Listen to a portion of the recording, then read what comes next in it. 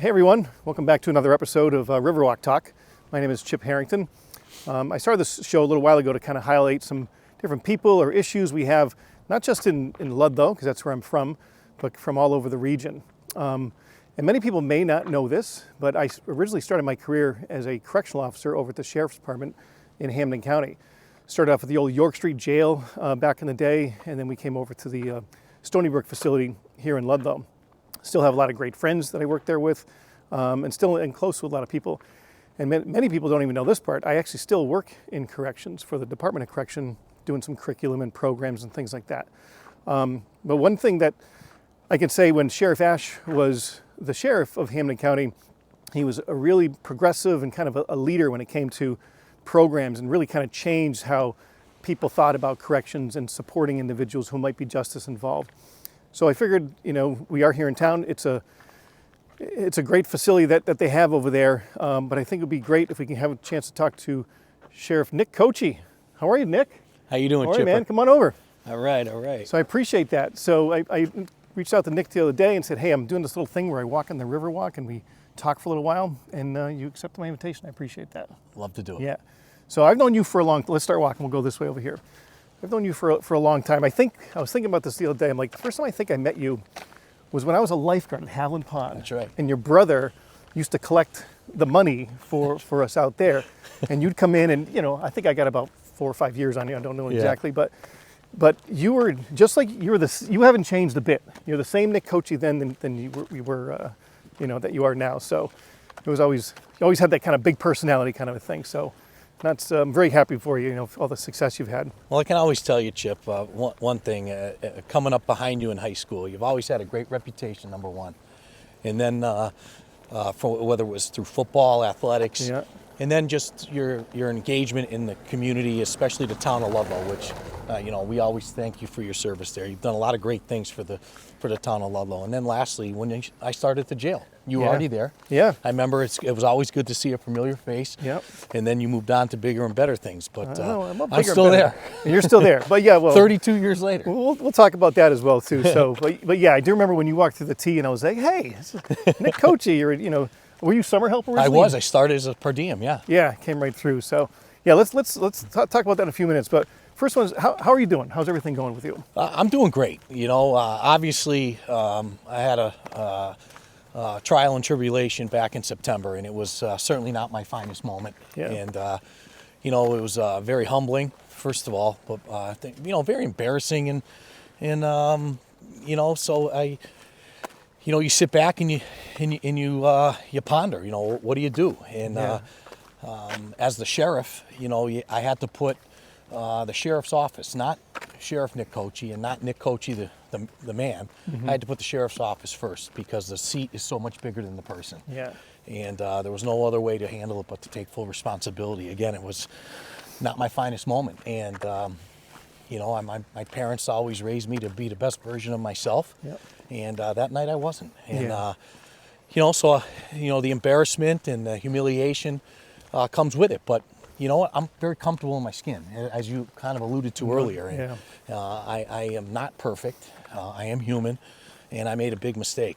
It's not going to happen again, I can tell you that. Yeah, I hear you. But then, I got to tell you, the community, the people of Hampden County have been so supportive of me when I'm out. I don't shy away from events. I'm right back out on the trail, going to events, supporting people, speaking my mind, and the reception has been very positive. It's like, hey, Sheriff, keep being you. Be you. Just learn from it, and we got your back. And I can't tell you how much that means to me personally as a person, but more importantly as the sheriff. Yeah. Well, I think everybody can look at it and say, hey man, we've all done things, and it doesn't make an excuse for it, but at the same time, I think you're dealing with it the right way, just taking it head on and moving on. And I think, when it initially happened, you said, I got to get back to work. I'm going to deal with this, and I got to get back to work. The other piece on that is, when we deal with the offender population, we talk about not having their best days or trying to make better decisions. And one thing I always tell the inmates is you're not going to be defined necessarily by what you did. but you are going to be defined, and people are going to judge you on how you handle it. Yep. So if you come to jail, okay, what do you do when you're here, and what are you going to do when you get back outside? Are you going to go back and do the same thing over and over again, the definition of insanity, and look for a different result? It doesn't work. Yep. So I always think that the best thing I could have done was just handle it with the utmost integrity in responsibility and ownership that anyone could. Yeah. And then at some point, I still go out and speak at public events, and I speak about it. Of course. You know, I'm not going to hide from it. I'm not going to run from it. You know, at some point, I'd like to put it behind me. But but you know what? I think people want to hear about it. They want to know that I know that you know, we got to do better. Yeah, I hear you. What were those first? We got a big truck going by. I started this river walk to walk in the river walk, but it's full of ice, so we're on the street right now, so that's how it's going. What were those first 24, 48, 72 hours, you know, where you kind of like, is your head spinning, where you kind of like, oh, I'm not, you're top law enforcement official in the county, you know? Yeah, you know what it was? It was, man, did I make a mistake. And if I could have rewound the clock, I would have done so. Now, for the people that watched the video, which it certainly took off all over, not just the Commonwealth, but all over the country. I've gotten emails. I just got an email last week from a retired Orlando police officer. Okay. And he reached out and he just said to me, again, going back to how you handle it, he says, I can't tell you how proud I am of somebody in law enforcement, especially an elected official, who actually took responsibility and didn't point fingers at somebody else. Yeah. So I got back to him. I just said, hey, thanks for the support. It means a lot to me, and I appreciate you. But no, I sat there for the first, I wouldn't say 24 and 48 hours. How about the first couple of weeks with the newspaper? Yeah. They were brutal. But I just said, but I screwed up. Yeah. It's no other real sentiment other than you made a mistake and screwed up. Yeah, and it's time to move on. But I was glad that and then when the video came out. Yeah, you got to do it all over again, right? Well, you know what? It came out and people were like, oh, they didn't need to do that. No, they did. Yeah. They did. And I'll tell you what, I'm glad. Because you know what? People would have thought I was a stumbling fool. Yeah. I couldn't talk. I couldn't speak. I was incoherent. That was not the case. Yep. But was I impaired? 100%. Yeah.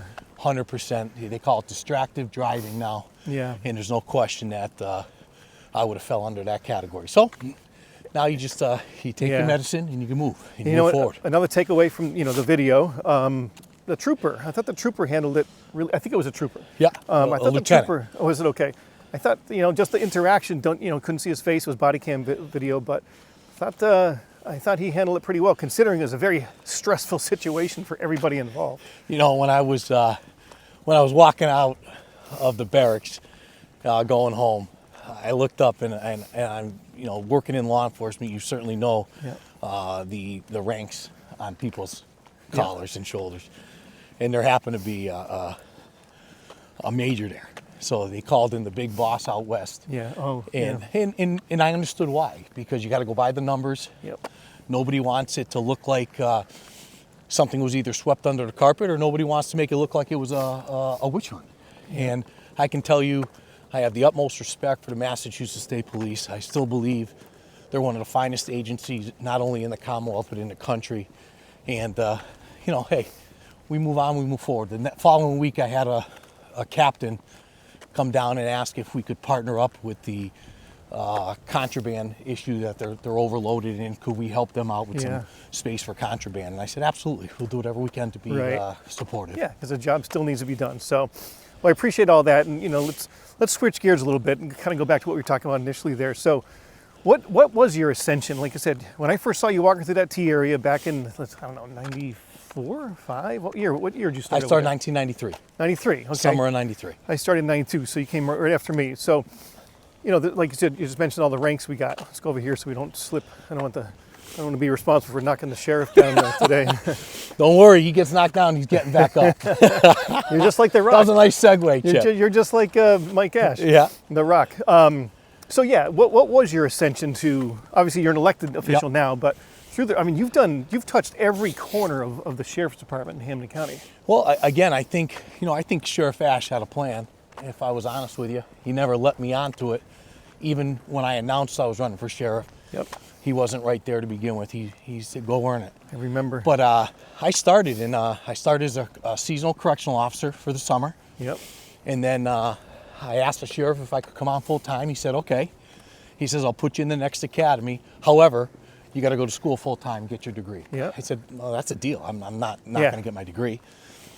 So I started as a correctional officer, and about 5-6 years later, I was promoted to the rank of corporal, and I became a trainer in the Special Operations Division. And that's where I did a lot of growing. I learned a lot about the facility, a lot about corrections. We did a lot. I learned a lot about mental health, because a lot of our responses have to do with mental health and substance use and people in detox. So that was an eye-opener for me. Yeah. And then in 1998, I was promoted to sergeant, and I went to the midnight shift. I spent the prior 9 years on the 4 to 12. Yep. Then I went midnights, and from midnights, I was put back into special operations as the special ops commander. I then was transferred by my request. I put in for the job and was fortunate enough to get appointed to the training division. Yep. And then I went out to the training division and did the academies and was promoted to the rank of lieutenant. And then from there, I was promoted to the rank of assistant deputy superintendent when our assistant deputy superintendent retired.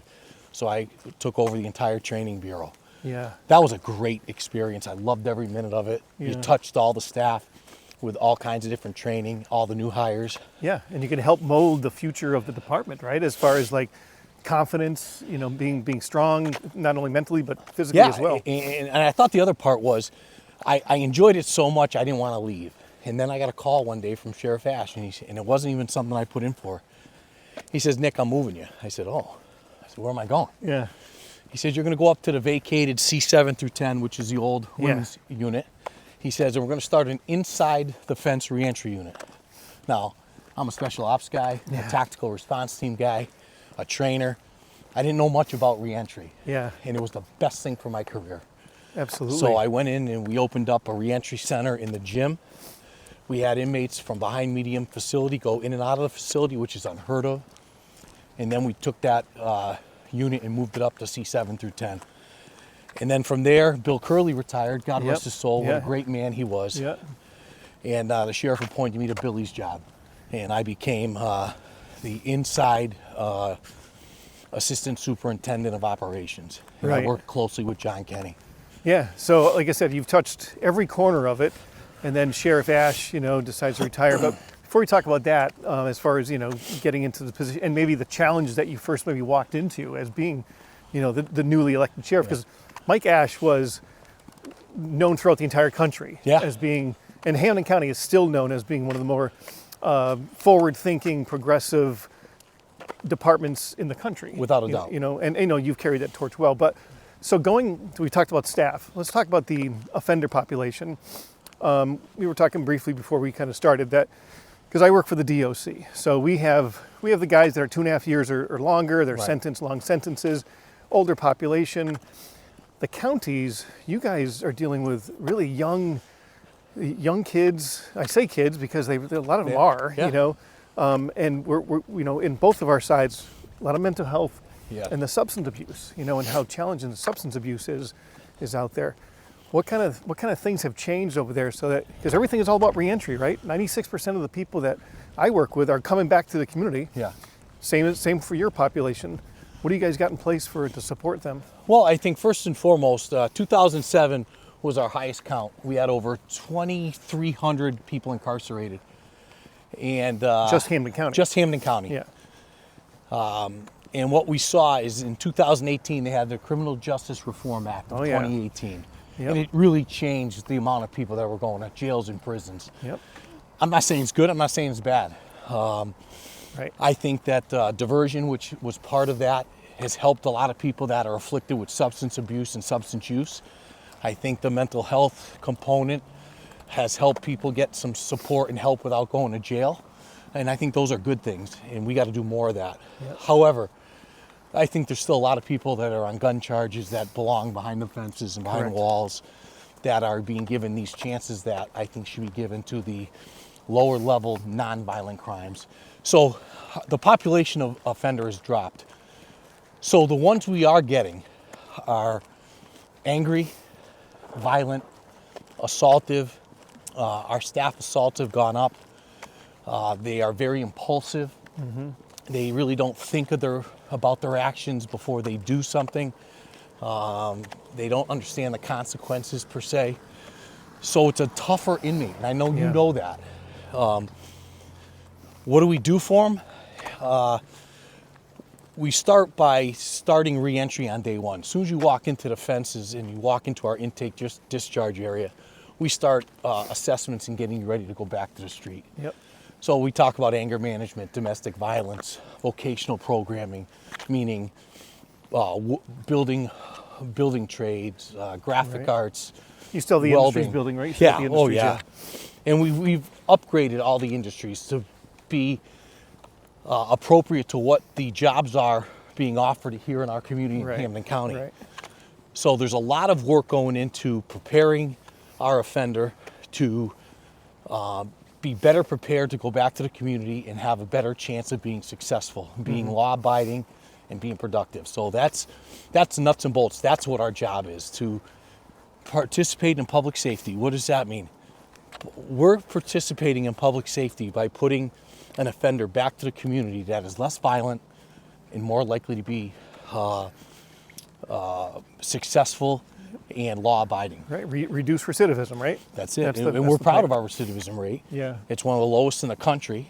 Obviously, DOC has the lowest because it's a different inmate. We just did another study for recidivism for DOC I'm talking about. So for those of you who don't know, so the way Massachusetts is structured, every county has a sheriff, and that sheriff oversees a house of correction. That's a jail. That's somebody who's either pre-trial, they're awaiting their sentencing, or they're awaiting their trial to see what happens, or they're sentenced to 2.5 years or less. There are a little bit of variations, but for the most part. The Department of Correction, if you guys hear upstate, that's Walpole's closed, but MCI Norfolk, MCI Shirley, those places, those are individuals that are sentenced to 2.5 years or more. So we just recently did a study, just got the results back late last year. Our recidivism rate used to be around 33%. Now we're at 26%. Yeah. And if you combine education and substance abuse program, it drops down to 7.8%. Right. So the studies are there that it works.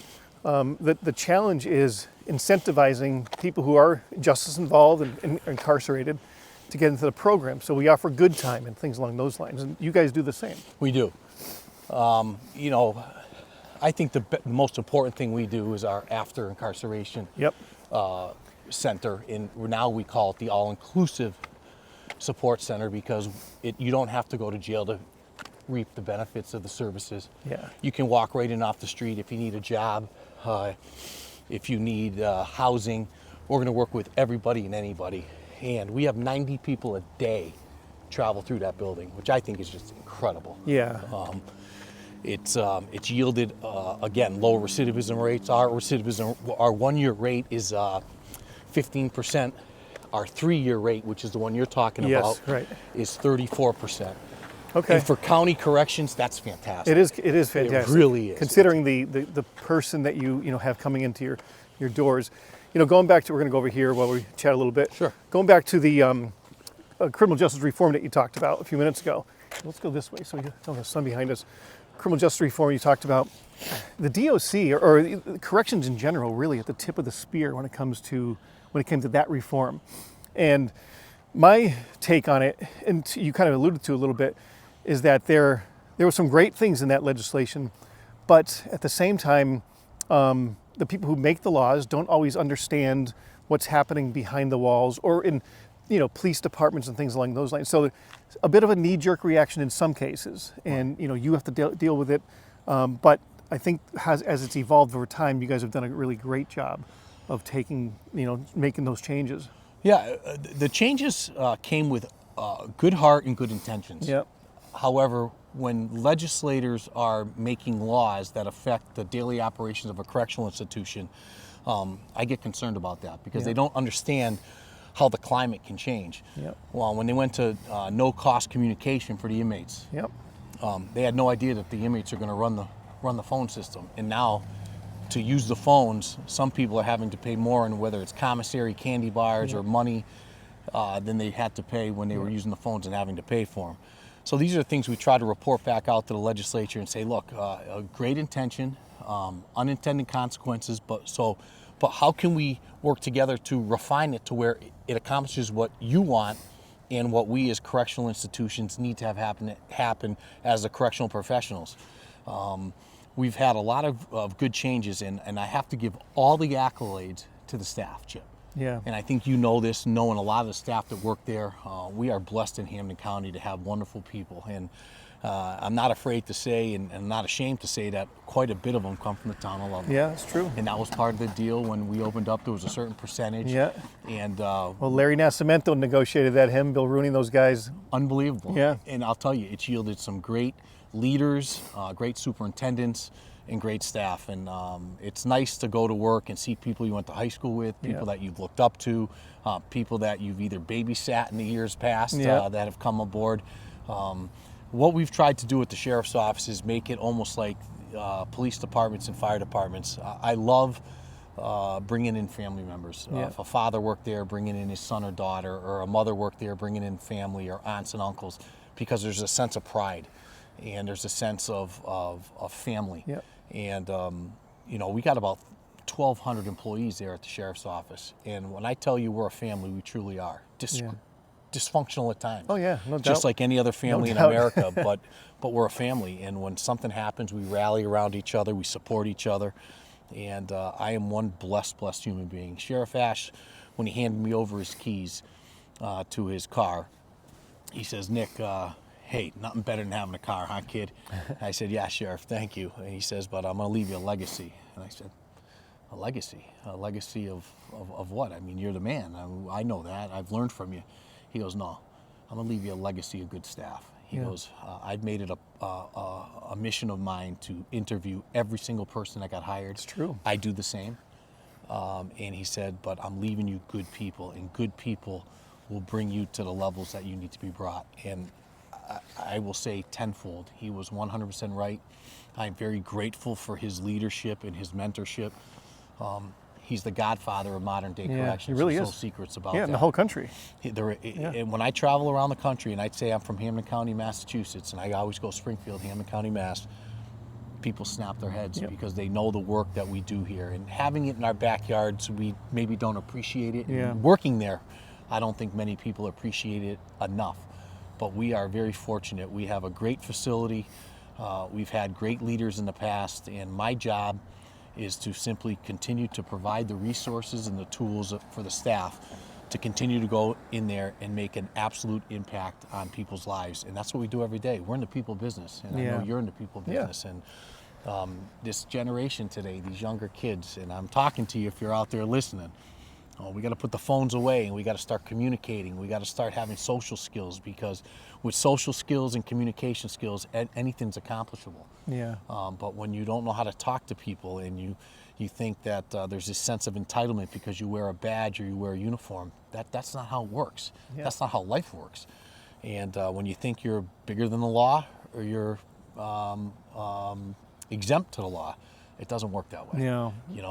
I think there's nothing more humbling than knowing that there for the grace of God go so many of us in so many different ways in life.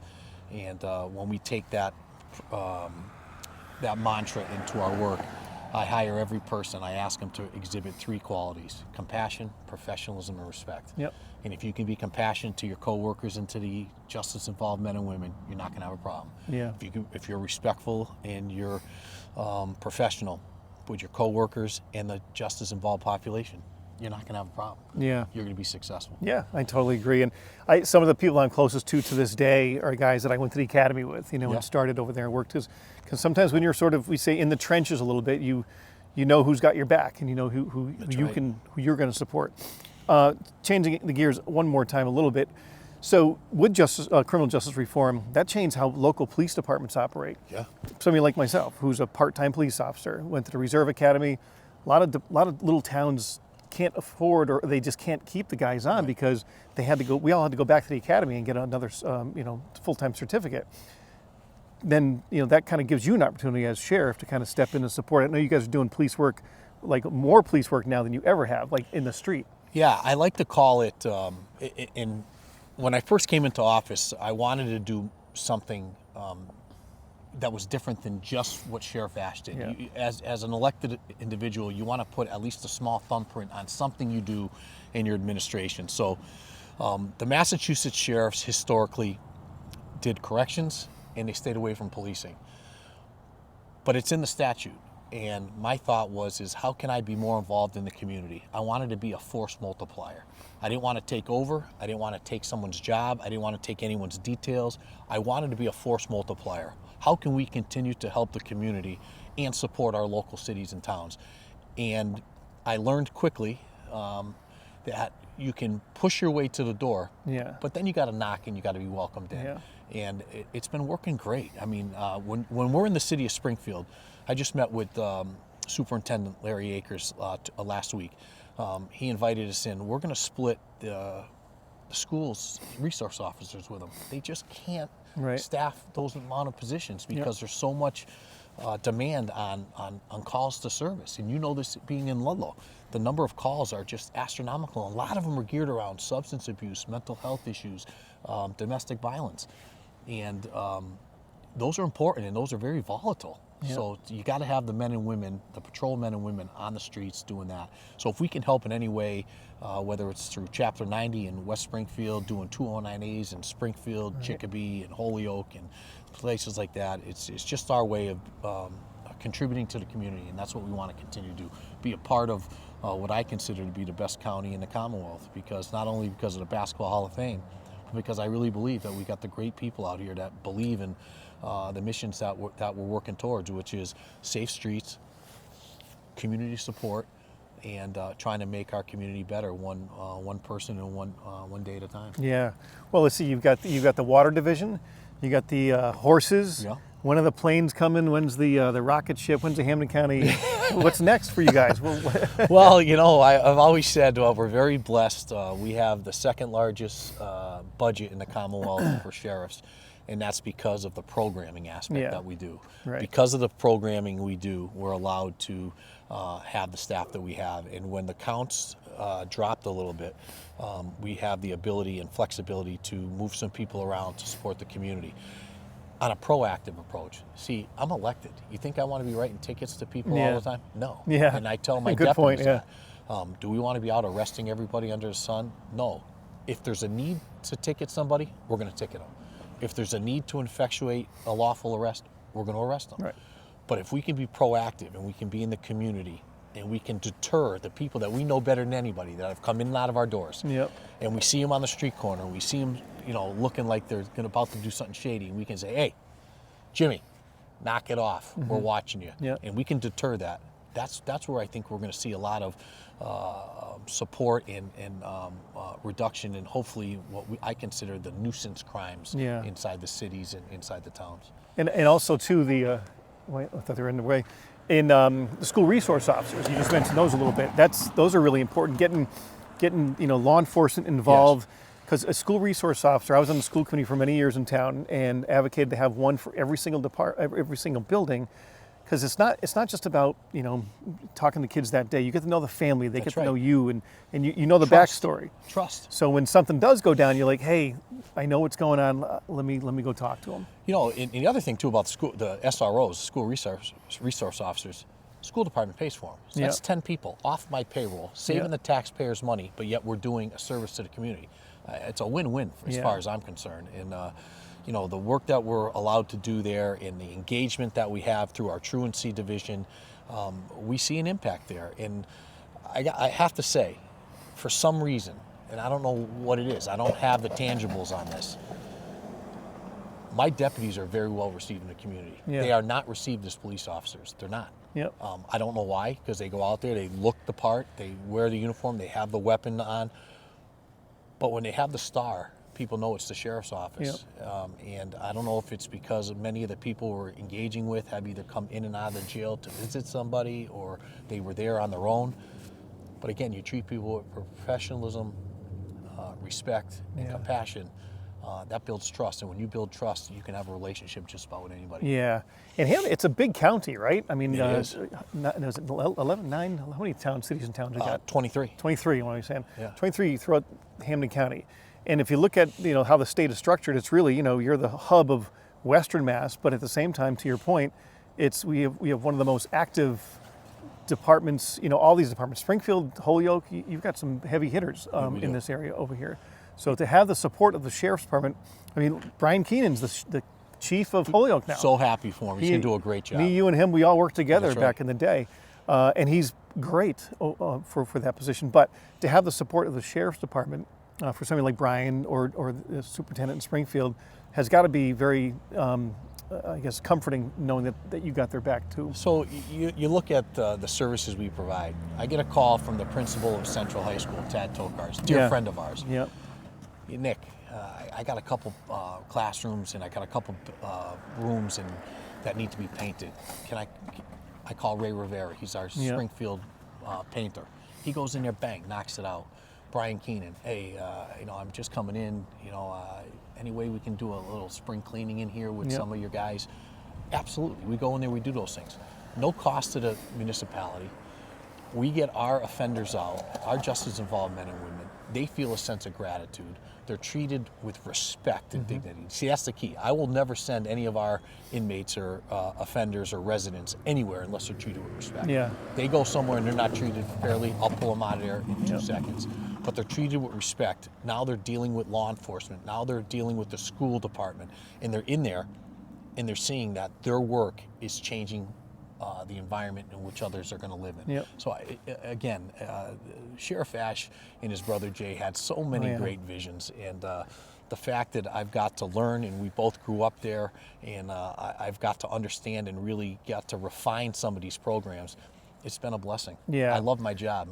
There's no secrets. I mean, I'll probably wait till, in the spring or the summer. I'll teeing it up again in 28. We're going at it. Yeah, of course. I love what I do for work. I don't consider it work. I consider it a vocation, and I'm blessed to have the support of the people. And as long as they'll keep me there, remembering it's not my jail.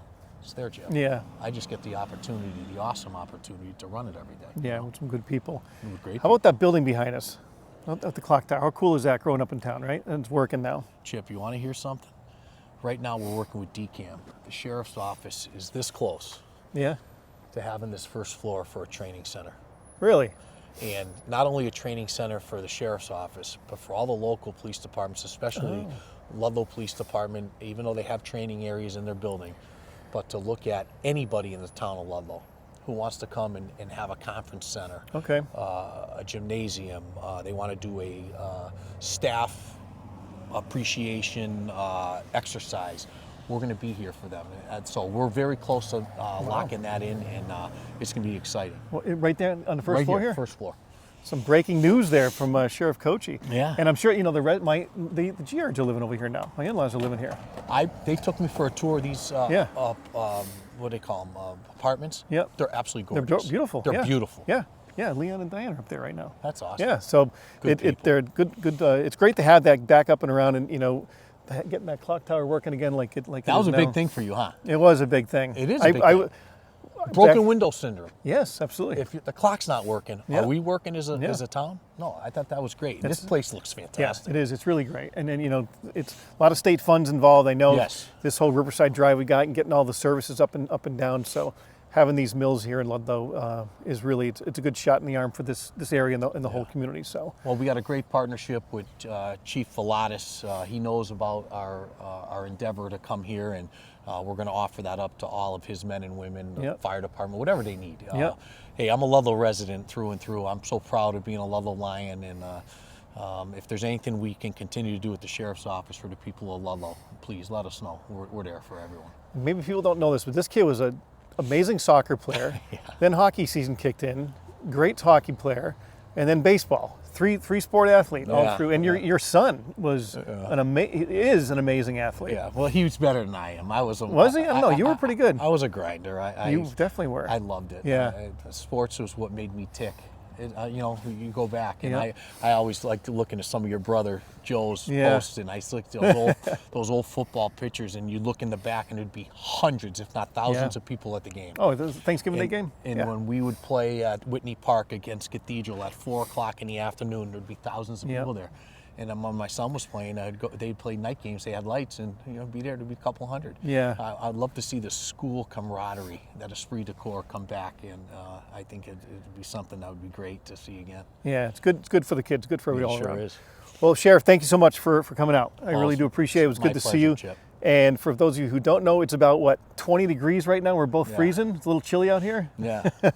But it's the sun's shining, so it's a good day. So that's going to do it for another episode of this week's show. If you like it, if you want to see some more, I do have a YouTube channel you can go check out. It's Riverwalk Talk.